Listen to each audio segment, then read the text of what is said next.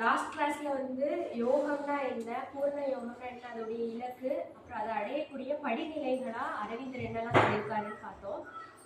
போன கிளாஸ்ல 2 படிநிலைகள் பார்த்தோம். இன்னர் கால் அழைப்பும் அடுத்து சாதனையின் அடித்தளத்தையும் பார்த்தோம். இப்போ அதுக்கு அடுத்த படிக்கட்டான ஆர்வம் அப்படிங்கிறது பார்த்தோம். ஆன்மீக ஆர்வம் அப்படிங்கிறது வந்து ஆன்மீக விஷயங்களை மட்டும் பத்தி தெரிஞ்சுக்கிறது இல்லை, ஆன்மீக அனுபவங்களையும் ஆன்மீக விஷயங்களை மட்டும் பத்தி தெரிஞ்சுக்கிறது ஆன்மீக ஆர்வம் கிடையாது. இறைவன் மீது உண்டான ஒரு ஈர்ப்பு, இறைவனை வந்து நம்ம உள்ளத்தால அழைக்கக்கூடிய ஒரு நிலைதான் ஆர்வம். இந்த ஆர்வம் வந்து நமக்குள்ள வந்து ஒரு திறவை ஏற்படுத்தும். அந்த திறவை வந்து என்ன அப்படின்னா, இறைவனை உணரக்கூடிய அந்த உண்மையை உணரக்கூடிய நம்ம உள்ளத்துடைய திறவு தான் அந்த திறவை ஏற்படுத்தக்கூடியது இந்த ஆர்வம். ஆர்வம் வந்து எல்லாருக்குமே ஒன்னாதான் இருக்கும், யார்கிட்டயும் வேறுபடுறது இல்லை. அது எந்த வகையில வேறுபடும் அப்படின்னா, அந்த ஆர்வத்துடைய தூய்மையிலையும் அதோடைய தீவிரத்திலையும் அதோடைய குறிக்கோள்ல தான் வேறுபடுது. மற்றபடி எல்லா சாதகருக்குமே ஆர்வம்ங்கிறது ஒண்ணுதான். ஆர்வம் வந்து எப்படி இருக்கணும் அப்படின்னா, இடைவிடாம இருக்கணும், ஒரு கண்டினியூட்டியா இருக்கணும்.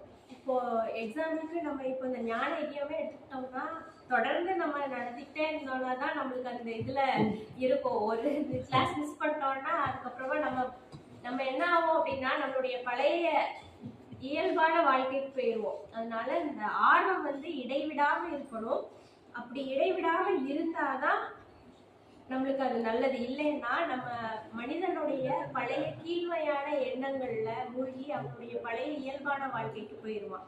இப்போ ஒரு சாதகனுக்கு வந்து ஆர்வமும் இல்லை, அனுபவமும் இல்லை அப்படின்னா அவன் என்ன பண்ணணும் அப்படின்னா, அந்த சாதனையை வந்து கைவிடாம இருக்க பிடிச்சுக்கிட்டு அன்னை கிட்ட வந்து வேண்டணும், அன்னையை அழைக்கணும்.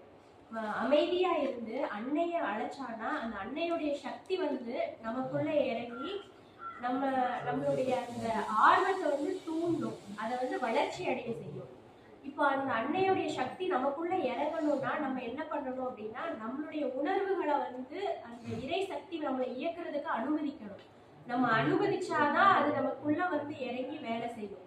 இப்போ அன்னையுடைய சக்தி நமக்குள்ள இறங்கி வேலை செய்யணும் அப்படின்னா, நம்மளுடைய உள்ளத்தை வந்து இறைவனை நோக்கி நம்ம செலுத்தணும், எந்த நேரமும் இறை சிந்தனையில இருக்கணும் அப்படின்னு அரவிந்தர் சொல்றாரு.